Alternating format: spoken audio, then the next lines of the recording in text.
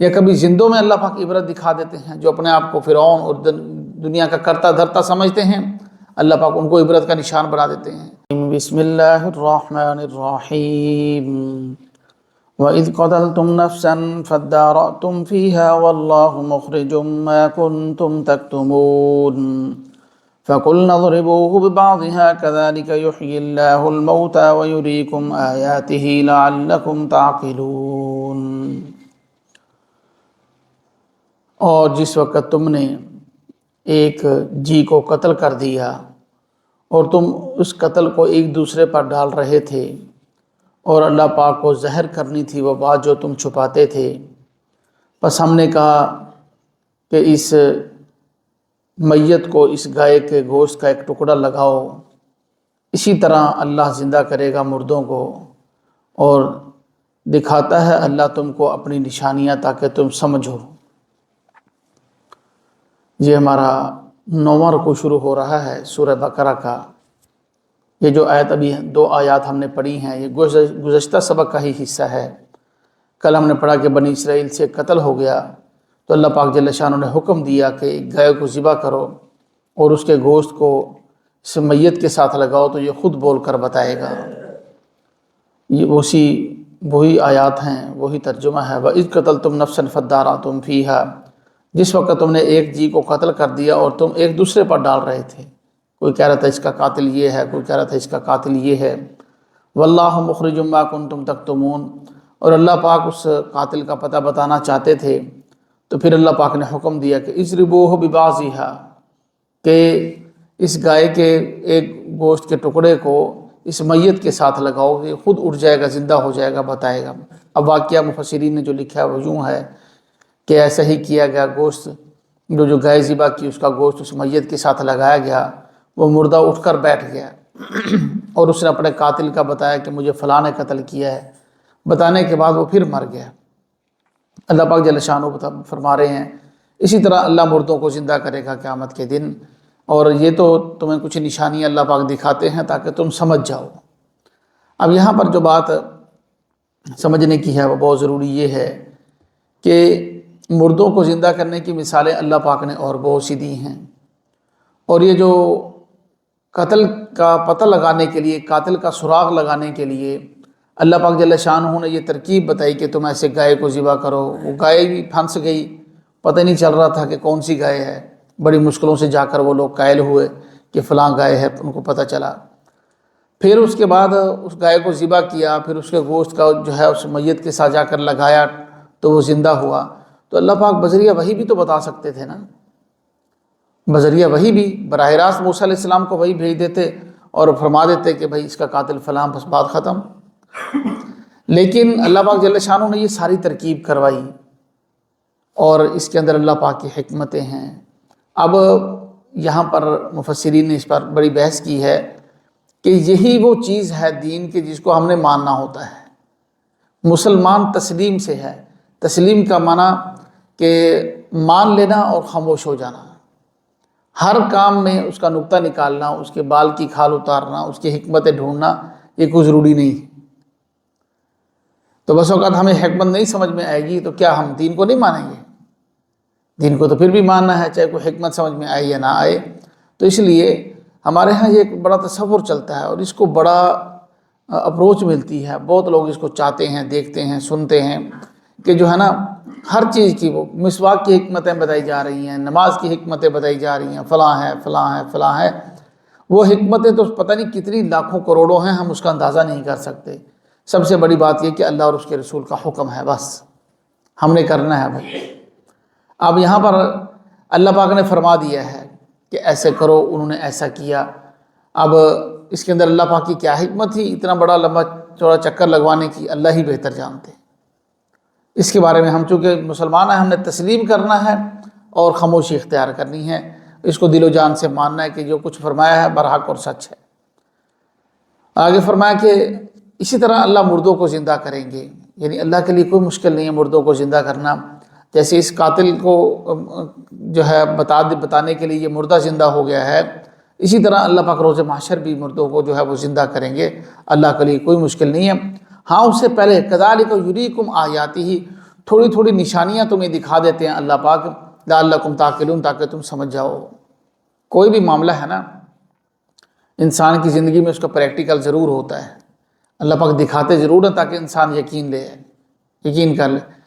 اب اللہ پاک موجود ہے، اللہ پاک کی ذات موجود ہے، ایک مثال عرض کر رہا ہوں، اللہ پاک کی ذات موجود ہے۔ ابھی اللہ اپنا وجود جو ہے نا ہر بندے سے اس کی زندگی میں کتنی مرتبہ منواتے ہیں۔ انسان پھر بھول جاتا ہے، پھر اللہ پاک کو بھول جاتا ہے۔ سینکڑوں ہر بندے کی زندگی میں، ہمارا کتنا زندگی گزر گئی ہے، ہر بندے کی زندگی میں سینکڑوں ایسے واقعات ہوں گے جہاں اس کو اپنی آنکھوں کے سامنے اللہ کی قدرت نظر آئی ہے۔ 100% یقین بڑھ گیا کہ میرا یہاں پر کوئی پوچھنے والا نہیں تھا، ہر طرف میرا نقصان ہی تھا، میرے دشمن ہی تھے، میرے بدخواہ تھے، لیکن اس مصیبت سے مجھے اللہ پاک نے نکالا ہے۔ بندے کو اندازہ ہوتا، رات کو دعا کی، صبح اٹھا تو کیس جیت گیا۔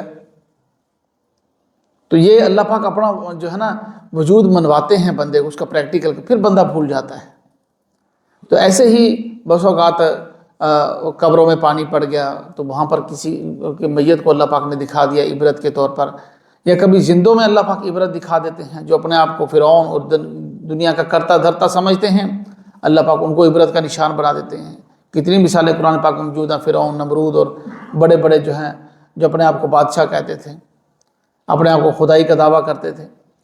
تو اللہ پاک جو ہے نا وہ بطور عبرت کے دکھاتے ضرور ہیں، لیکن انسان پھر بھول جاتا ہے، پھر بار بار، چونکہ قرآن ہمیں دیا ہے کہ اس کو پھر پڑھو، پھر یاد کرو۔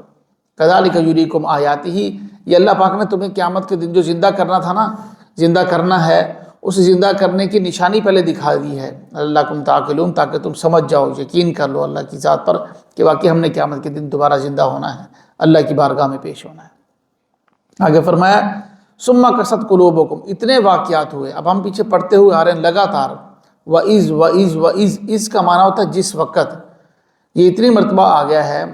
وادی تیہ کے واقعات بیان ہوئے، دریائے نیل سے نکلنے کے واقعات، وادی تیہ کے اندر پانی کی ضرورت، سائے کی ضرورت، کھانے کی ضرورت، پھر اس کھانے کو انہوں نے ریجیکٹ کر دیا، پھر اپنے لیے انہوں نے جو ہے سبزیاں مانگی، بیج مانگے، خود کاشت کرے گی، اتنے واقعات ہوئے۔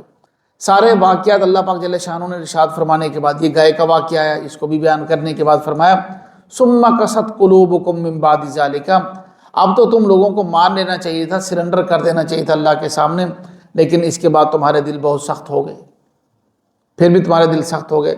ایسے سخت ہو گئے فہی کالحجارہ، وہ ایسے ہو گئے جیسا گویا پتھر ہیں، او اشد قسوہ، پتھروں سے بھی زیادہ سخت ہو گئے۔ پتھر سے زیادہ سخت کیسے ہو سکتے ہیں؟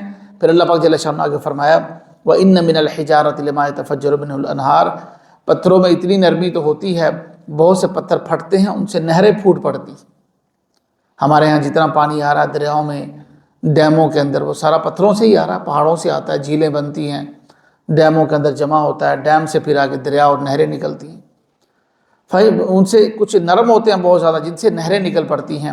وَإِنَّ مِنْهَا لَمَا يَشَقَّقُ فَيَخْرُجُ مِنْهُ الْمَاءُ، اور کچھ پتھر ان سے کم نرم ہوتے ہیں، اب ان سے وہ پھٹ جاتے ہیں، ان سے نہریں تو نہیں نکلتی، پانی نکل آتا ہے تھوڑا بہت، چھوٹے چھوٹے چشمے نکل آتے ہیں۔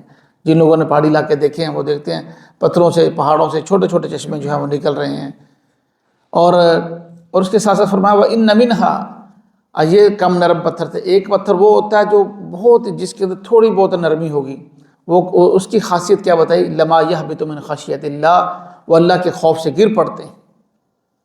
لینڈ سلائڈنگ ہو رہی ہے، ہم دیکھ رہے ہیں، روڈ بلاک ہو جاتے ہیں۔ اب یہاں پر ایک لفظ ضرور ہے، وَإِنَّ مِنْهَا، من کا لفظ یہ بتا رہا ہے کہ بعض پتھر، کچھ پتھر، لازمی نہیں کہ سارے پتھر اللہ کے خوف سے گریں، جہاں جہاں لینڈ سلائڈنگ ہو رہی ہے سارے ہی اللہ کے خوف سے گر رہے ہیں۔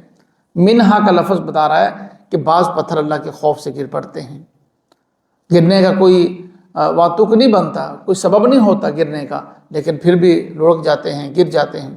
کچھ طبعی امور بھی ہوتے ہیں، زلزلے کی وجہ سے، کسی اور وجہ سے، اور طبعی امور کی وجہ سے بھی پتھر گر گئے، پہاڑ گر گئے، وہ الگ بات ہے، لیکن فرمایا کہ بہت سے پتھر ایسے بھی ہیں جو اللہ کے خوف سے گر جاتے ہیں، ان کے اندر بھی کچھ نہ کچھ نرمی ہے۔ لیکن تم ایسے سخت دل ہو گئے ہو، بنی اسرائیل کو مخاطب کر کے فرما رہے ہیں اللہ پاک، ایسے سخت دل ہو گئے ہو، تمہارے دلوں کے اندر ان پتھروں سے بھی نرمی کم ہے۔ پتھر کا جو آخری درجہ ہے نا، جو پھٹتا نہیں ہے، پانی نہیں نکلتا، کچھ نہیں ہوتا، کم از کم گر ہی جاتا ہے، تم اللہ کے سامنے گرتے بھی نہیں ہو، جھکتے بھی نہیں ہو، تمہارے دل ان سے بھی زیادہ سخت ہو گئے۔ وَمَا اللَّهُ بِغَافِلٍ عَمَّا تَعْمَلُونَ، اللہ پاک جل شانہ جو تم کر رہے ہو اس سے بے خبر نہیں ہے، بے خبر نہیں ہے۔ اللہ پاک کو سارا معلوم ہے، اس کا ریکارڈ کے اندر جو ہے وہ جمع ہو رہا ہے، سارا کا سارا لکھا جا رہا ہے، اور اس کا جو ہے اللہ پاک ضرور بدلہ دیں گے۔ اب یہاں پر یہ کسی کے ذہن میں یہ سوال آ سکتا ہے کہ پتھر کے اندر تو حس نہیں ہے، بظاہر دیکھنے میں جان نہیں ہے، کچھ نہ کچھ جان جو ہے نا نباتات میں محسوس ہوتی ہے کہ پودے بڑھتے ہیں، صبح 2 پتے نکل آئے، اگلے دن 2-4 اور نکل آئے، 2-4 اور نکل آئے، نکلتے نکلتے وہ ایک درخت بن جاتا ہے، جس سے اندازہ ہوتا ہے اس کے اندر جان ہے۔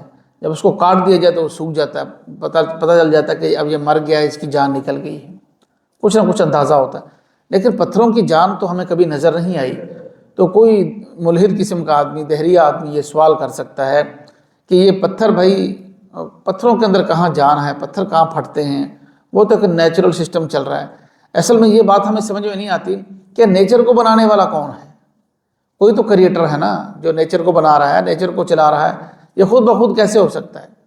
ایک چھوٹا سا کام جو ہے وہ خود بخود نہیں ہو سکتا، تو یہ ساری فطرت کا نظام کیسے خود بخود چل سکتا ہے؟ تو یہ بات اگر ہمیں پتھر کے اندر زندگی نظر نہیں آ رہی تو یہ کوئی دلیل نہیں ہے اس بات کی کہ اس کے اندر زندگی ہے ہی نہیں۔ ممکن ہے اللہ پاک نے اس کے اندر حیات رکھی ہو، زندگی رکھی ہو۔ اب تو جدید سائنس نے اس کو پروف بھی کرنا شروع کر دیا ہے جی، کسی پتھر کے اندر حس زیادہ ہوتی ہے، کسی کے اندر کم ہوتی ہے، کوئی پتھر زیادہ وزنی ہوتا ہے، کوئی کم وزنی ہوتا ہے۔